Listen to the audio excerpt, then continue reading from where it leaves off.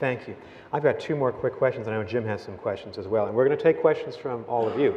So think of what you want to ask the Secretary in this session about German unification. Here's the first question. So you had the strategy. You know, you wanted a unified Germany. Of course, we wanted this to occur peacefully by negotiation. You had the tactical framework of the 2+4 talks. When did you and President Bush first begin to believe that German unification in NATO was possible? Because I'll bet, I remember in November and December, I don't think any of us thought that was going to be possible in the immediate wake of the fall of the wall. It was sometime after February, probably February 24th, Nick, when Helmut Kohl came to the United States, and we met with him at Camp David. And we talked then about and he was very, very strong in favor of getting America. He really wanted U.S. support for German unification. It was a very big thing to him. He saw, and I think we saw, that there was a very narrow window of opportunity here to do something that we had talked about doing for 40 years. And it would be a crime if we didn't take advantage of it, at least try to do it. Of course, we ended up being successful, and it was the most profound change in politics and security in Europe for many, many years. And it took place without the firing of one shot. But he came, and I never will forget, at that Camp David meeting, we talked to him about U.S. support. This wouldn't have happened, ladies and gentlemen, without the strong support of the United States. And at that meeting, we raised with Chancellor Kohl our view that if Germany was to unify, we wanted it to be a member of the North Atlantic Treaty Organization. Maybe there could be some special arrangements with respect to the stationing of troops on the soil of the former East Germany, and we ended up agreeing that there could be. But that's where we first broached the deal, and I never will forget, President Bush was talking to Chancellor Kohl. He said, Helmut, I'm going to be with you on this, provided you're with us on Germany as a member of the unified Germany as a member of the North Atlantic Treaty Organization. And Helmut Kohl gave us his word, and his word was good. And there was never any question about it. We had to worry, of course, about a neutral Germany in the heart of Europe. We had to worry about the potential for Germany maybe leaning eastward.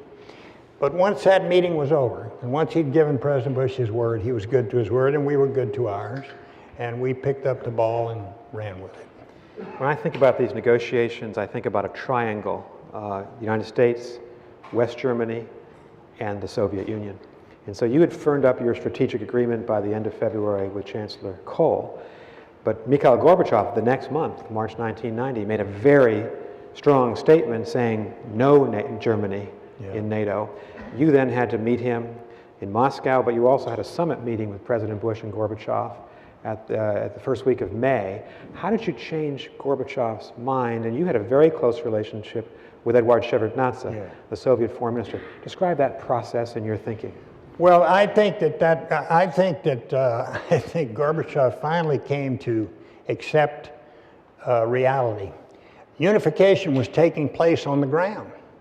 And there wasn't a whole lot he could do about it unless he was going to use the military to keep it from happening. And I've said in many speeches and articles I've written since then that I think history is really going to treat Mikhail Gorbachev and Eduard Shevardnadze very, very well, because these are the two leaders who made the profound determination that they would not keep the Soviet Union together through the use of force.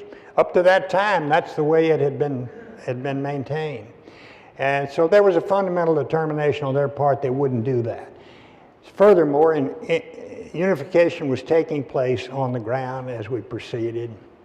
At the May meeting, the May summit meeting in the White House, President Bush very artfully got Mikhail Gorbachev to admit that